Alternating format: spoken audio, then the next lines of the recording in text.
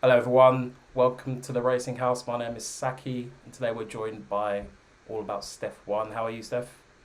I'm not too bad. Thanks for having me on again. How are you? I'm good, thank you. I'm good. Just a bit shocked by the news today. Gasly confirmed for the AlphaTauri drive, which is good news for him. Yeah, we'll probably start off with that story. How do you feel about I'm not surprised at all. I really, really did think that he was going to stay at AlphaTauri. I didn't think just because Red Bull is so proud, I never thought that they'd go back on it and promote him back to Red Bull, which is disappointing, but kind of like good for him because I feel like he's done such a better job in this environment than he ever did or could do in a Red Bull.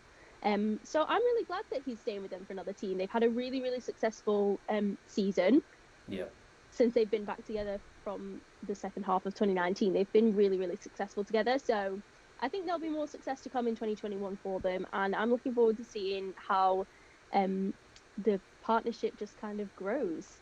yeah. I think it's obviously good news for him.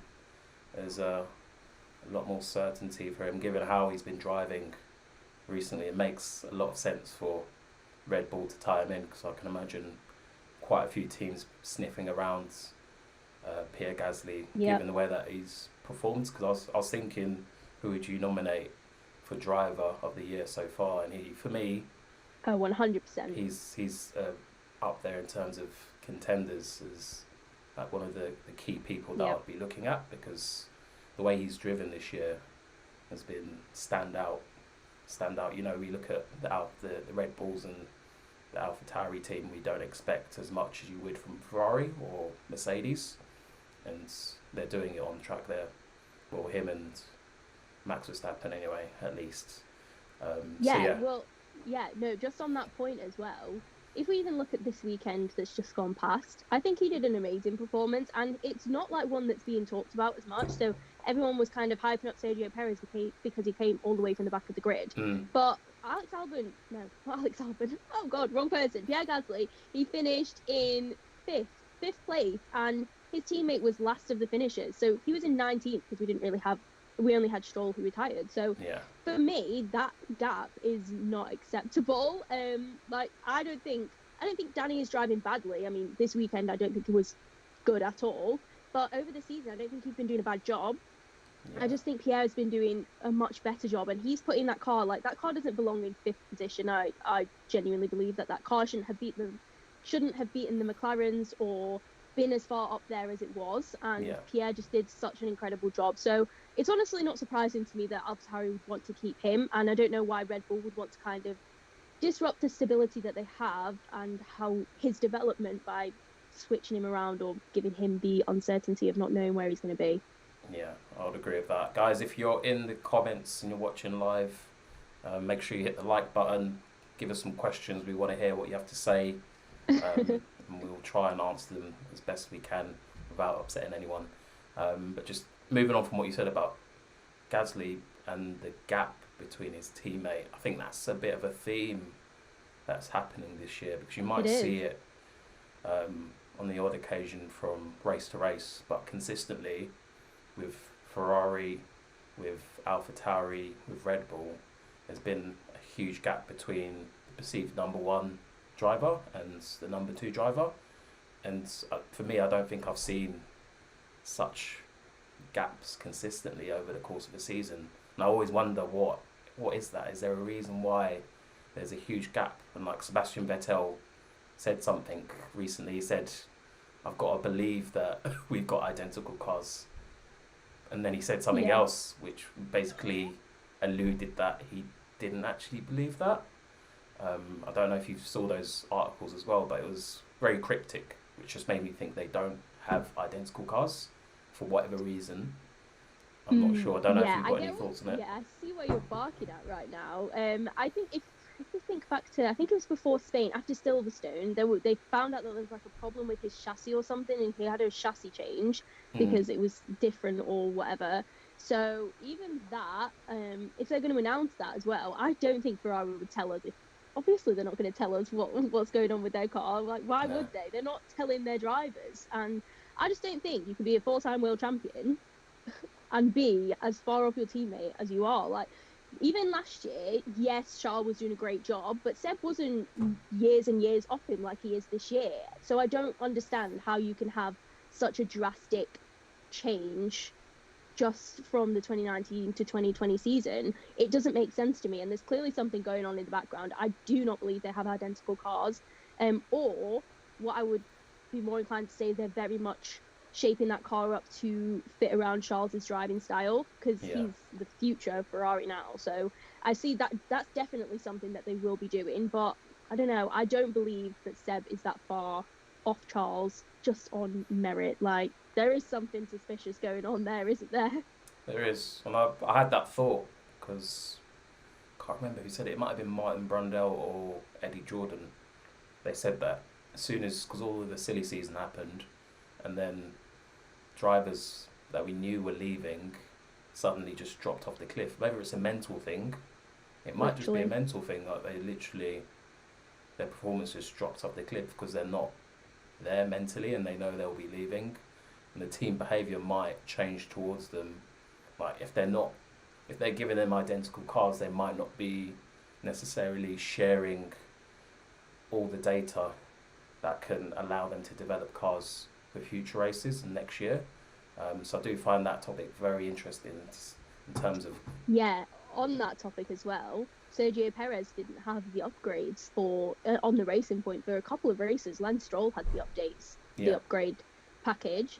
And, well, I don't think Lance actually got any data because he's not had a good run of, like, finishing the races. So I don't think we can really say how successful those upgrades were. But Sergio Perez seems to be the one exception to the rule at the minute, because he's lost his seat, but he's driving for his life. So Seb, he's lost his Ferrari seat, but I don't see the same kind of fire in him that I'm seeing in Sergio Perez right now. So interesting. It is very weird because I look at the driver kind of table in terms of where they are in the championship, and I look at Sergio Perez and he's up there doing very well for himself, and then you look at Lance Stroll, who's fallen off recently for whatever reason. He's just not there competing to be in the top 5. Obviously they've got rid of Perez, so it kind of just makes a mockery of Formula 1 and the driving setup, because 100%. like, he's a very good pay driver. He's probably the best. I don't know if I'm missing anyone, but Sergio Perez, he's that good that people often forget that he's a pay driver. Like, it's insane. Like, he's obviously not a Hamilton, Leclerc, Verstappen level, but he does the job and he's very, very quick. So yeah, it's a bit weird. Yeah, that quick and consistent. That's what you need in the midfield as well. So moving on from that, we'll leave that topic there, but it's a nice kind of segue to move on to Alex Albon and the situation that he's in currently. Basically, we read a few articles about Alex Albon. There's been a lot of rumours recently about him potentially losing his seat, and then Red Bull did the thing that Red Bull never do, and they came out and said, they pretty much said Albon's seat is for his to claim, which is a very weird way to word things. It implied that it's not his seat anymore, and that he has to do everything he can do to basically secure that drive, which I found really, really odd from Red Bull, Christian Horner, and Marco. For Christian to come out and say that explicitly, it's like he's lost his seat already. It's like they've learned from the mistakes from last year, or when Gasly got dropped, and they're preempting anything that could happen, and they're laying the foundation for what is highly likely to happen, in my opinion. But for me, I think Albon is going to lose his seat. I think it's going to happen. I agree.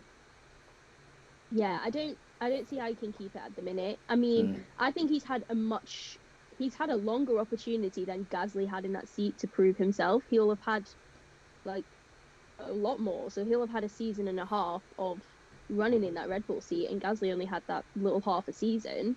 So if they were so hasty to get rid of Gasly and when he was performing badly, I don't see how they can justify keeping Albon when he's had a much longer chance to prove himself, shall we say. Yeah.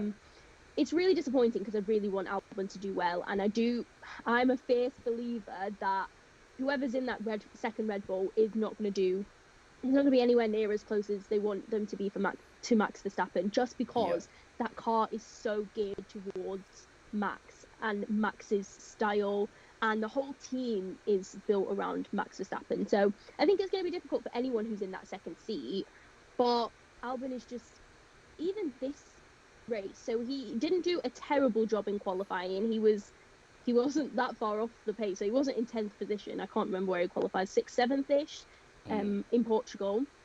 And when did he end up in the race? He just went backwards and ended up nowhere, and that's not the kind of race you want to be, that's not what you want to be seeing at all. There was absolutely no reason. We had no mechanical issues, there were no crazy crashes. We just didn't hear it. Red Bull didn't pit him randomly early like they've been pitting him at some races this season. So there's absolutely no reason on earth for Albon to be that far behind Max Verstappen and not even be in the points. He didn't even finish in the points. Like, that is not okay for me. And no matter how much I love Alex Albon, he's just not performing how he needs to be performing, especially in a Red Bull. That's the second quickest car on the grid right now, and he's not finishing the points. So I'm really sad, but I've got to like wash my hands of him, shall we say, because I can't keep defending him all these times. Like, I want to, but I can't. That's a bit dramatic. You're washing your hands of him. I'm sorry. Oh, poor Alex Albon. But it's the elephant in the room when your sister team and your sister team teammate is outperforming you, getting into the points and pretty much trying to compete for a podium, getting on a podium, not race wins, but getting some decent points, and he's struggling to get into the points himself and even get anywhere near close to Max Verstappen. I know it's a tough task to ask someone to do that, but I feel like he's a confidence driver. I don't necessarily think that he's as naturally gifted as a lot of his counterparts and age mates. I feel that, yeah. But he has the ability to be quick if he's got the confidence there. Because I was looking at him in the paddock giving an interview. I think it might have been before the race, and he looked gaunt. He looked white as a sheep. Like, you could tell that he'd been going. You could tell that he was stressed. And like, if you look at him compared to his first year or earlier on this year, like, he just looks like a completely different person, like void of confidence. I think that he is a confidence driver. And it's a real test for him because they've come out and explicitly said, you've got 2 races, you've got Portugal and Imola to prove yourself. I mean, who does that? Not got Portugal anymore. Yeah, Portugal, he definitely didn't prove himself, but on one side, as a team principal, why would you do that? And the other side, he didn't prove himself in Portugal. Is he going to do it in Imola? I don't think he will. You don't just switch it on and off like that. And I don't necessarily think that he's got that ability to switch it on and off like that, like a Lewis Hamilton or a Max Verstappen, where he can just pull something out of the bag, or a Charles Leclerc pull something out of a bag from nowhere. Yeah, I get what you mean completely there. And it's interesting as well because, you don't want your team principal to come out and say, you've only got this amount of time to prove yourself. But I think Albon himself knows that you've only got a certain amount of time. Like, we all know this in Formula One, that you've only got a certain amount of time to prove yourself. And just because Christian Horner came out and said it, like, outright, just said it straight to everyone, doesn't mean that it wasn't true beforehand. And I think Alex knew that. And it's just it's a very pressurized sport. That's what we're in. And it's just, I struggle to understand why that would affect Alex's performance. He already knows that he's under pressure. Do you know what I mean? So, it's not great for your team principal, the person that, you want their trust, you want to put your trust in them. It's not great for them to come out and say, basically, you've only got these 2 races, but he's got a time limit now. That's what he didn't have before. So he's got until these races to showcase what he's capable of. And if you can't do that, then bye bye Albon.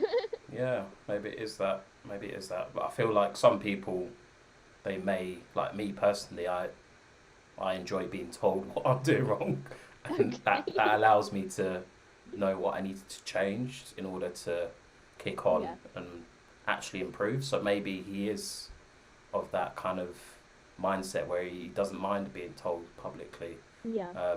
what he needs to do or that he needs to improve, because it might light something within him. Because I've not, that's one of the criticisms I've always had of Albon and a few of the other rookie drivers. Like, I don't see that fire and that desire to just step on anyone in their way and win. Like, Yeah. you know, that fire that you get from Max, where you can tell he wants to win. You can tell that Lewis wants to win. You can tell that Charles Yeah. wants to win. It comes out in different ways.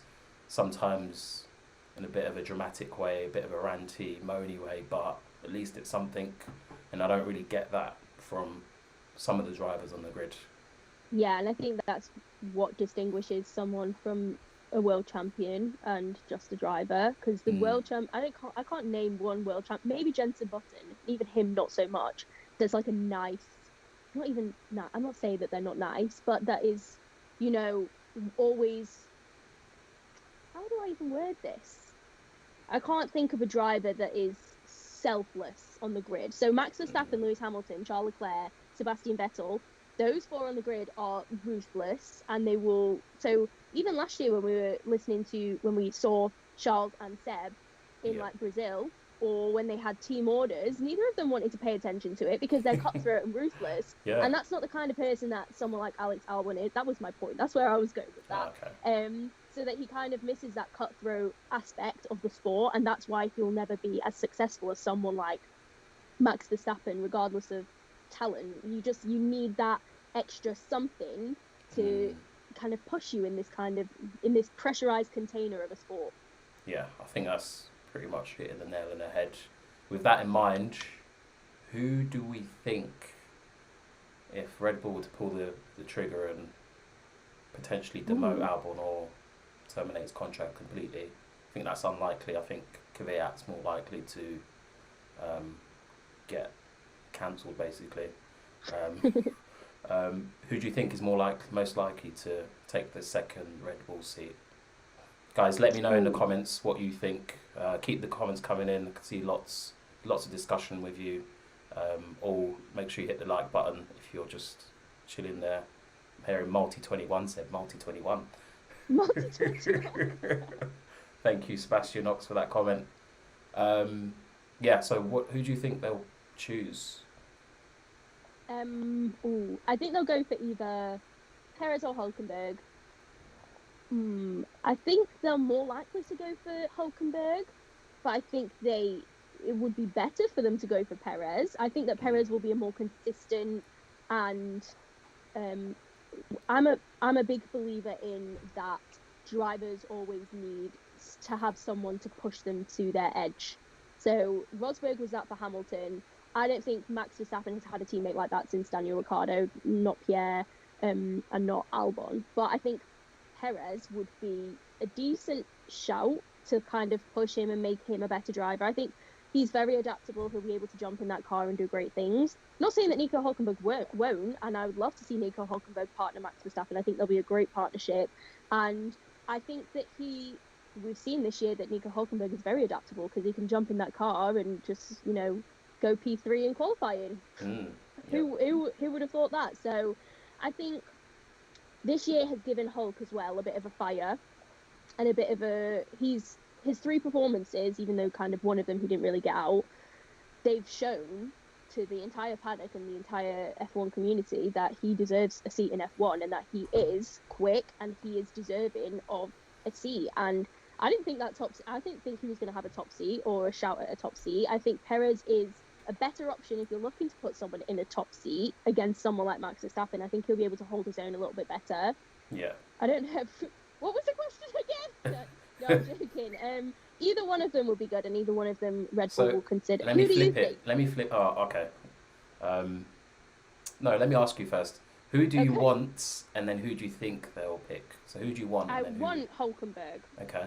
but I think Perez. Yeah, I think, Yeah. so my opinion, Perez, they need someone who's mentally strong, Yeah. can basically put up with whatever they chuck Yeah. at them, which by the sounds of it is a lot, because I'm pretty sure Max has it written into his contract that he's the preferred driver, number one driver, Yeah. based on the fact that the Red Bulls aren't identical cars. So Max is getting preference in terms of upgrades and parts and all sorts. We'll never know the truth of it, but they've confirmed that the cars aren't necessarily, they're not identical basically. So I think Perez, he's been through so much. Like he's stuck around in the sport. He challenged his team when they were on the verge of bankruptcy. He pretty much saved them. He's not scared to stand up for himself, and I think for me he'd be a good fit for Red Bull, as long as he remembers that Max is the number one driver and doesn't get too confident.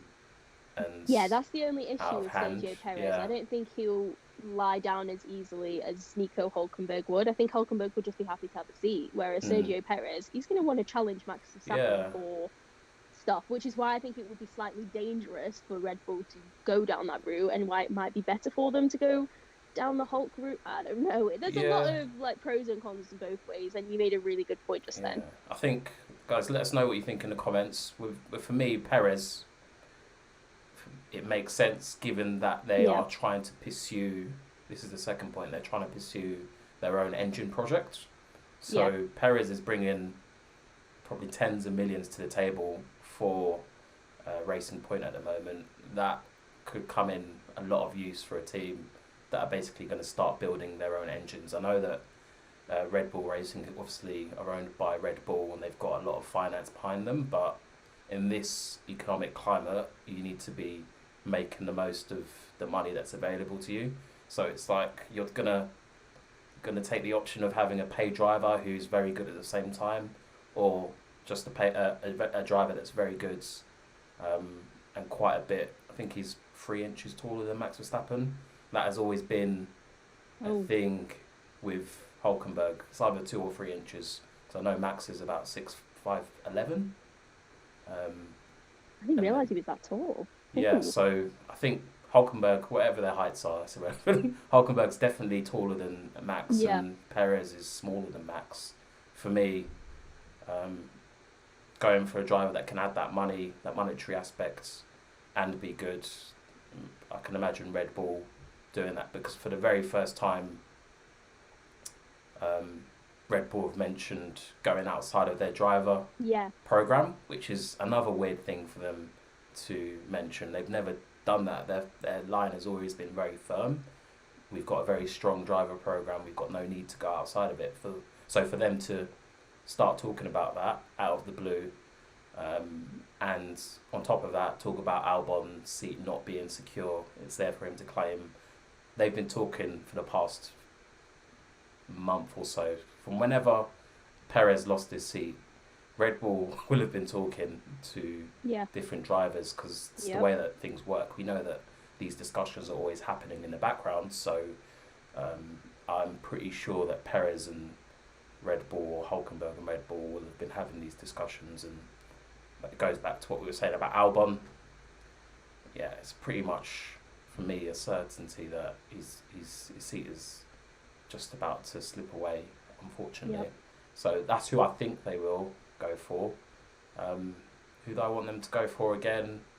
Hulkenberg, actually. Yeah, Hulkenberg. I think that's the popular kind of response, because seeing Hulkenberg at a top team, basically the second best team, the opportunity that he always wanted. And I think what he's done in a short amount of time, just being asked to come and drive at a short notice, it's impressive, and I think he can handle the pressure.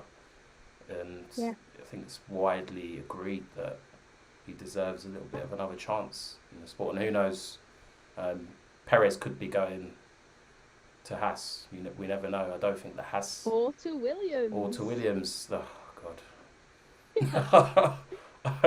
I really hope not. Because Williams... It is what it is. Why did they need 2 paid drivers? I don't understand that. I don't know. Well, Nicholas Latifi won't be around for long. If he doesn't do... Oh, this is a new topic, but if he doesn't do a good job next year, they'll be booing him out and looking for somebody else. But say, for example, that Red Bull did get Perez in for a year, then Williams could snap him up next year, because they're gonna need someone when George inevitably leaves, which he is going to eventually. Whether he gets kicked out at the end of this year or whether he sees out the end of his contract, he's going to leave. So Williams need to be making, friends with people. So they need to make friends with Sergio Perez in case he doesn't have a drive, and they can bring him in when they lose their main driver. So yeah, it would be interesting. It makes a lot of sense from a Williams perspective to look at someone like Sergio Perez, but who knows? Yeah, I'll back the British driver there. I want George George 100%. Russell to stick around, or at least get an upgrade in terms of his teams. Everyone watching, if you could leave us a comment, get involved in the chat, give us a like as well. It really helps get the video out to more people. If you're going to be about after the video, check out CCF1. They're active in the chat comments. Go and check out their channel. They make some great content. They've got some highlights from the recent race. And again, always check out About SteF1's channel as well. She's got some great content as well. So I'll be putting the link down in the description. So make sure you go and check it out. Let's move on to the next topic, because I think we talked about driver movement already. Lando Norris. I feel like I saw someone say I'm here for the Lando comments. So, yeah. So Lando Norris, obviously, throughout the race weekend, has made quite a few comments. He had an outburst on the team radio quite a few times surrounding Lance Stroll. He made a few comments about Lewis Hamilton when asked, obviously he'd broken the record for race wins, 92 race wins. He was asked about that, and his responses definitely drew a lot of attention. Firstly, for his use of language on the radio, and then people were saying that he was rude about Lewis Hamilton's achievements. So everyone, let me know what you think down in the comments. What do you think about Lando's comments firstly, and his apology? And what do you think, Steph? We'll start off with you. Okay, we'll start with me. Right. I'm fine with what people say on the team radio. Not fine with what Max Verstappen said, because I think that was definitely crossing the line. But that's not what we're talking about. But We'll get to that. Yeah. I don't see how people can get annoyed with Lando for his use of language on the radio, but still be able to defend Max Verstappen's use of language. It's very much a double standard there, and because Max Verstappen is this being who can do no wrong, but yeah, when it's Lando Norris, he's getting slated for his use of language. But why I don't tend to focus too much on team radio is just because I know that the drivers have a lot of adrenaline going through them at that time. All of their thoughts are just coming out, tumbling out, and they're speeding around this track. We're forgetting they're literally going around this track at however many miles an hour, constantly, while they're saying all of this stuff on the team radio. So you have to remember that these drivers are people, they're human. Obviously they're going to react instantly and say whatever comes out of their mouths, and you've just got to accept that. At the end of the day, someone said, I can't remember who it was, but if you put a microphone in a footballer, you'd hear much worse stuff every time they are tackled or something. So just because all of their thoughts and words are being broadcast doesn't mean that it's what they think. It's just their immediate reaction to a situation where they're running super, super high on adrenaline. So team radio, I'm not bothered about it. His comments about Lewis, I don't think they were bad. I think I would have preferred it if he was more congratulatory of Lewis and his achievements. But I feel like, knowing what happened to him and knowing that the state he was in after that race, I can understand why he would make those comments. And because he himself was feeling dejected on what had happened to him during his race. And you've got to remember that all of these drivers are human. They are human and they have real feelings. And he was reflecting on his bad weekend and therefore was unable to kind of be as happy as he should have been, or I would have liked him to have been, for Lewis's achievements. So I understand. I'm not defending it, but I understand why his feelings, and I understand why he said what he said, because he didn't say a lot. He didn't lie. He said Hamilton has been in the best car for the past 6-7 years, so of course he's going to have an incredible amount of race victories. And this is a topic that comes up every time someone breaks a record. It's like, oh, Seb won 4 championships. Oh, well, it was only because he had the best car. Or Michael Schumacher, he had the best car for however long. It's always a point of contention that the person with the most wins or most championships, they have the best car. It's a fact of life. So he didn't lie, and I think his apology was sincere. I don't think, there are people calling him a racist, and I'm like, no, I don't want to hear any of that, because no racist comments left his mouth at all. And Lando has been one of the drivers most outspoken about BLM and Black Lives Mattering. So I will not have that, people calling him racist just because he didn't celebrate Lewis's achievements. At the end of the day, we don't know what goes on behind closed doors. He could have apologised to Lewis in privately, congratulated Lewis privately. So, do you know what? I'm fine with what's going on with Lando. I think time will tell about his apology. I think he's always been very recognising.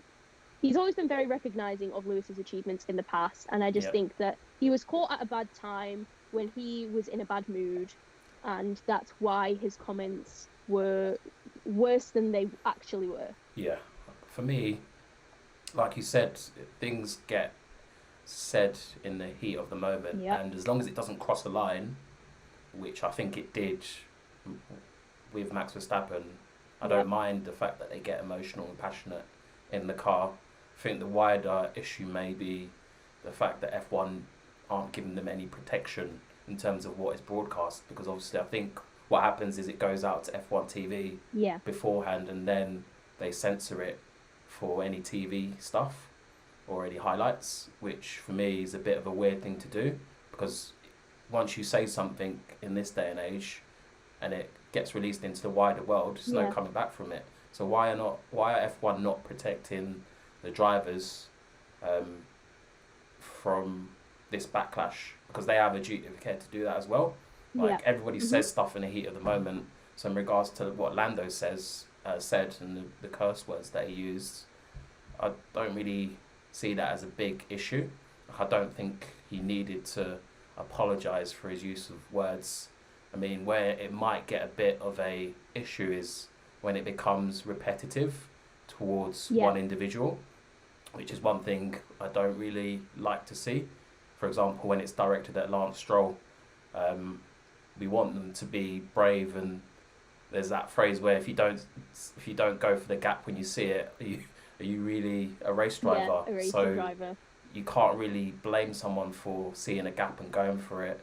Yeah, you can kind of have a go at them if they keep on making the same mistake, but it's two different kind of settings. One was in a race, one wasn't in a race. Like, if someone wants to win and they think they've got the speed to do it, they're going to do it. It's just part of the racing kind of process where people are going to come off worse than others. So I think it's a fine line between showing that passion and being repetitive to the extent where it becomes like it looks like someone's being targeted or someone is being called out for something, whereas other people wouldn't get called out as badly. And I think we've always got to be conscious of the bias that we have towards certain drivers, whether it's good or bad, whether we like one driver more than the other, and just not to bandwagon on things. Because I didn't see any of the stuff that was happening on Twitter about what Lando said about Lance or Lewis, but we just have to be conscious of what they're actually doing and take things with a pinch of salt and realise the bigger picture. It's just racing at the end of the day. In regards to what he said about Lewis and his race records, I didn't see a problem with it, to be honest. Literally. Taking everything into context, the fact that he had such a bad weekend for his standards,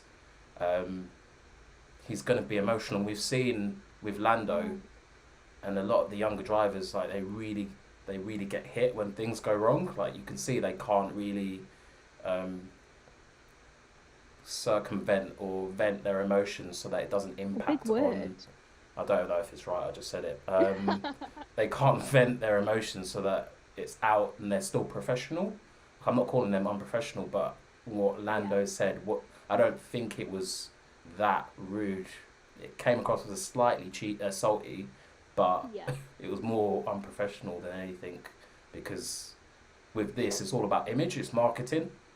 Like the Yeah. sponsors may be looking at this and be thinking, this is our brand on someone that is not just being very short with what they're saying. They should either be short with what they're saying or just not do the interviews. I don't think there should be a middle ground where you're saying, oh, he's got the best car, like he only has to beat 2 people. It just comes across in a certain way. Like, we need to remember that Lando is a very young driver. He's learning how to maneuver around the paddock and what he needs to be careful in terms of what he's saying, how he's saying it. Like, if we look at what he actually said, he didn't actually say anything necessarily that bad or untrue. It's just Literally, the way it was complete facts. It's the way it came across, I think. Like, Yeah. you could see he was in a down mood. And with Lando, it really gets to him, I think, when things aren't going well.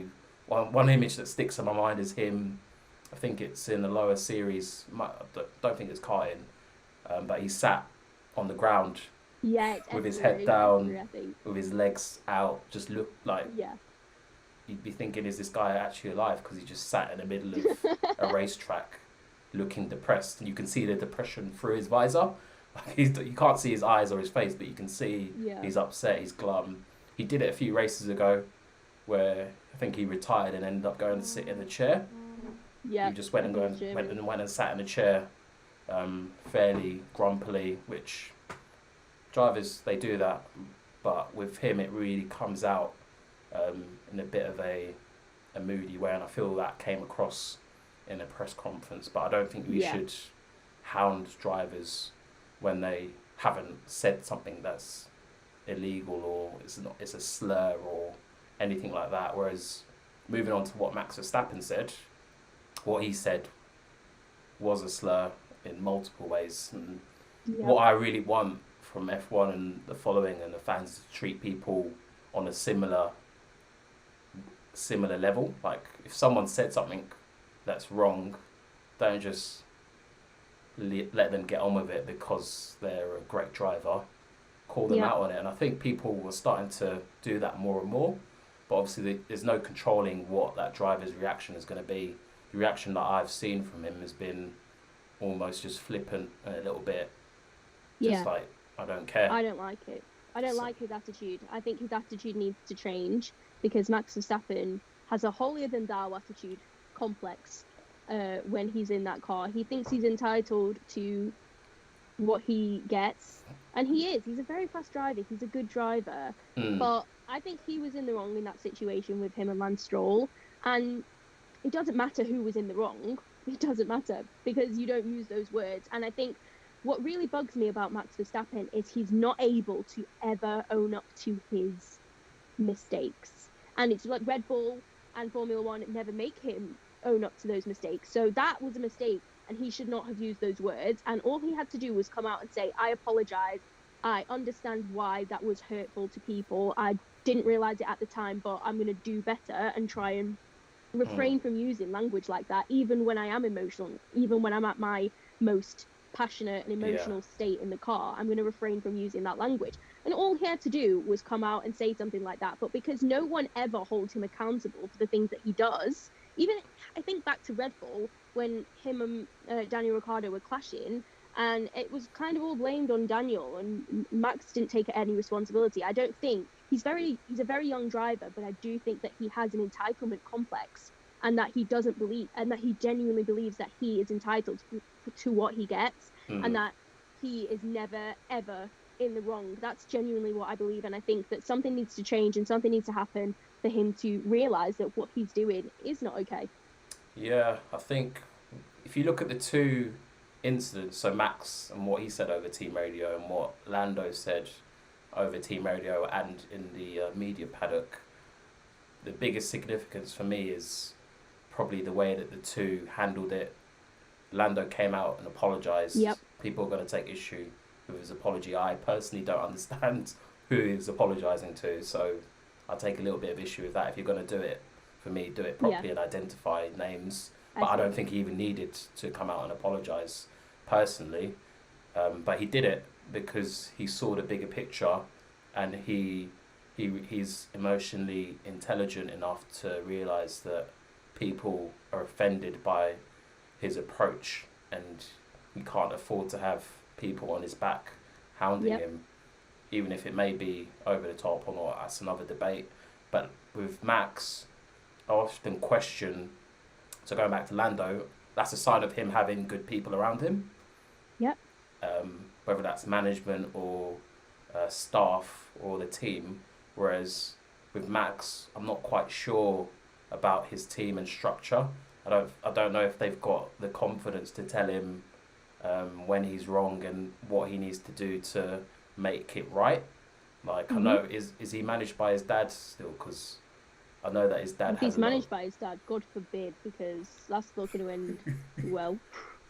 I don't know, but I question like who's surrounding him, who's giving him that support. Because all these drivers, they're all still young. Like, they're all very young in terms of when you compare them to the Kimmies and the Lewis and the Sebs, they're all learning the trade. So with Max, I do kind of wonder who's around him, who's guiding him in the right way, who's telling him, no, you can't say that. At the same time, what I'm seeing in a lot of the comments on social media and Instagram is it's a common phrase in the Netherlands and Holland. Yes, I saw that, yeah. So the M word, so if people don't know what was said, he basically used an R word and the M word to describe, that basically describes someone with mental disabilities. I think that's the right phrase to use. Yeah. But he used the R word and the M word. And the M word, apparently, is widely used in Holland and the Netherlands, which strikes me more as an overall issue in terms of education and culture. Like, if it's culturally acceptable to say it in one area, you're going to use it in other areas and more widely when you're annoyed and under pressure. So it's more of an education that's required, not just for Max, but potentially a whole country. A whole gigantic region of the world. But let me know down in the comments what you think. Have you heard these words being used widely? I'm not going to say them because YouTube will hate me, but have you heard it widely being used? If you're from Holland or the Netherlands, let me know. Is it common for those words to be used in that part of the world? I really want to know. But yeah, I think it's more of an educational thing for me. Like, if he thinks it's okay to use, he's going to use it. And a lot of people have got this mindset where you just brush it off, get on with it, go racing, kind of old school approach. But I don't think you can afford to do that, especially when you're saying we race as one, we don't discriminate based on X, Y, Z, and all these things. If a driver's being broadcast on video saying all these things, it just makes a mockery of what you are trying to do. And the little that you are trying to do, how can you say you're doing it if you're not addressing it as a real issue or asking for an apology? And when it gets to the stage where a whole organisation or charity is writing an open letter about your use of a certain word and you're still not addressing it, it's just it's not a great look. It's not a great look for someone that is a future world champion and meant to be an ambassador for the sport. So yeah, I don't know if you've got anything more to add. Just that it's very, very disappointing that Formula One, like you said, I think you hit the nail on the head absolutely then when you said that I don't see how we can race as one if Formula One is going to ignore stuff like this.